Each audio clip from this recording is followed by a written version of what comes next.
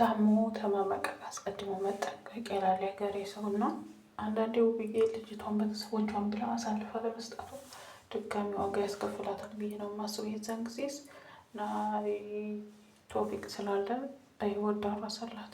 ዛሬስ ባይኖር እንደዛ ስታት ወይኔ ምን በልታ ነው ምናምን እያለ እንደዛ ስታስመስል ነበር አጋዧ ማለት ነው። እና ቢያንስ ለልጆቿ ራሱ እንደብላ አሳልፋ መሰጣት አትሟሟም። ባላገሯን ታውቃለች። ልጅቷን ካስፈለገኝ ማስፈታት ትችላለች። ሰላም ጤና ይስጥልኝ ውድና የተከበራችሁ የመጣሁት ቤተሰቦች እንዴት አላችሁ? እኔ ያለው እግዚአብሔር ይመስገን ሁሉ ሰላም ነው ብያለሁ። ሰላም ነን አለን። እናንተ እንዴት ናችሁ? ላይክ ሰብስክራይብ የምታደርጉኝ እጅግ አድርጌ አመሰግናለሁ። ወደ ቤተሰቦች እንግዲህ ውብዬ ናሆም ልጁን መልሶላታል ማለት ነው። ግን በጣም ተናዳለች። ያው እንደምታዩት ነው። ሰራተኛ አጋዧ ደግሞ ከሌላ ሰው ጋር ይሄ ይዟታል ማለት ነው። አሁንም ምን እንደምታስብ አሁን እሷ ስልክ ሰጥቻታለሁ ከቤት አትወጣም ምናምን እያለች ነው። ሆኖም ግን ልጅቷ ከቤት ወጥታ ከማን ጋር ስታወራ አንዴ ዘመድ ነው አንዴ ማንንም አላገኘሁም ውሸቱ ነው እያለች ነው። ውብዬም እንግዲህ ተናዳ በጥፊ መታታለች ማለት ነው። እንደኔ አሁን ሳትል ልጅቷ የሆነ ቦታ ፈጥራ እንትን ከምትል ወይ በልጆቿ ብትመጣ ብር መጥፎ ነው። ብር ሰይጣን ነው ሊያታልላት ይችላል። እና እንዳያችሁት ያለሷ ምናምን ያለሷ ፍቃድ ነው ነፃነት ስለሰጠቻት ፓስፖርቷን ቤዛ አስመትታ ምን ብላ ታስመታ ነው። ማስመታቱን ግን ለውብዬ መድኃኒት መስጠቷ በጣም የሚያደብር ነገር ነው። እና ውብዬ አሳልፋ ብትሰጣት እኔ ብዬ ነው የምመርጠው። ምክንያቱም ልጆቿ አሏት። በልጆቿ የሚመጡ በጣም ከባድ ነው። እና ይሄ ደግሞ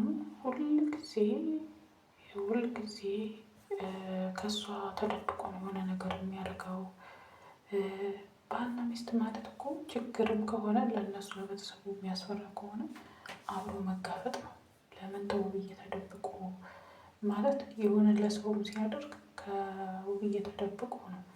ውብዬ አታድርግ አትለውም ዞሮ ይህ አብሮ ነው የምትገፈጠው ተብሎ ትሆናለች።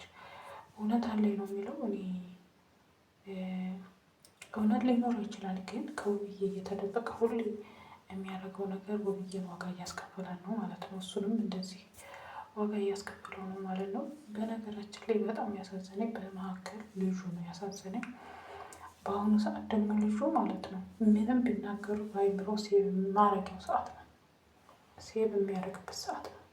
በቃ አይምሮ ምንም ያወሯትን ያደረጓትን ነው ሴቭ የሚያደርገው ማለት ነው። እና ናሆም ቢያንስ ይህን የሚያሳሳ ልጅ ይህን የመሰለ ልጅ ለእሱ ብታስብ።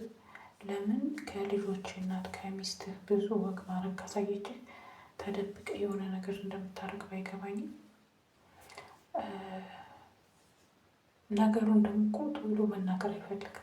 ተናግሮ ወይ የሆነ ነገር ቢያደርግ ወይ ተራርታ ለልጇ እንደዚህ ሲያለቅስ ለልጇ ልትራራ ትችላለች። እንዲሁ ውብዬ ጠንካራ ናት። የምሬ ነው የምላችሁ። በጣም ጎበዝ በጣም ጀግና ናት።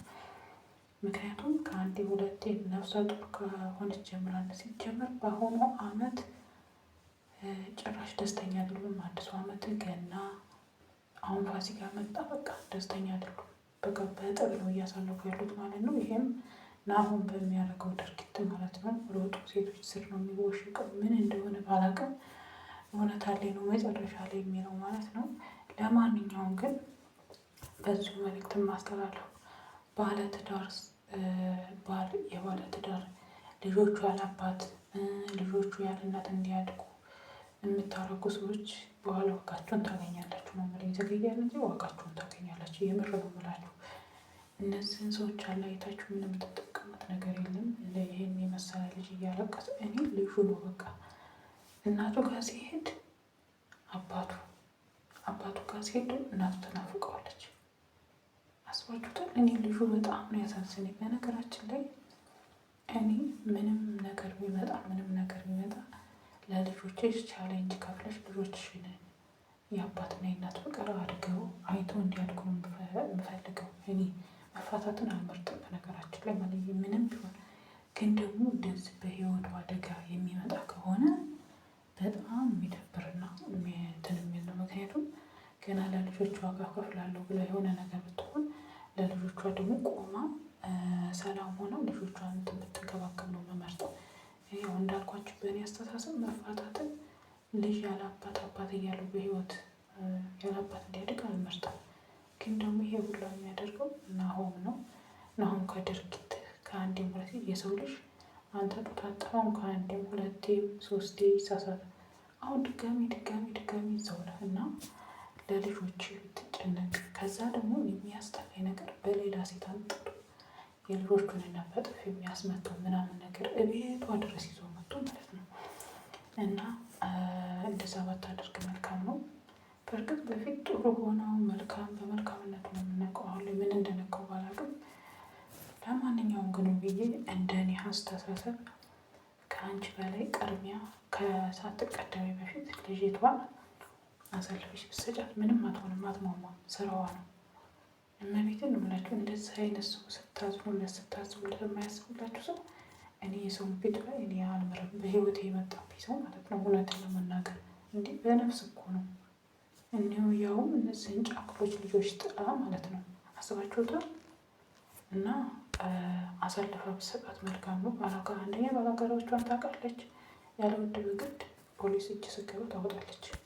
አሁን ግን አታወጣም። የባሰ ነው እንትን የምትለው ገባችሁ? የዋህነቷን በቃ ለሰው ሀዘንታውን እየታጠማ እና ለማንኛውም ውድ ቤተሰቦቼ ባለትዳር ወንድ የሆነ አትመኙ። ጨራሽ አይደለም ባለትዳር ጓደኛ አለው ከተባለችሁ ራቁ ከዛ። የምሬን ነው የምላችሁ። እና ሴቶች ይሄን ነው የምለው። ነገ በኔ ይደርሳል። ነገ በኔ ማለት ነው። እና ወዶቼ የኔ ሀሳብ ይሄን ይመስላል። እናንተም ሀሳብ አስተያየታችሁን መስጠት ትችላላችሁ። በሌላ ቪዲዮ እስከምንገናኝ ሰላማችሁ ይብዛ። እወዳችኋለሁ።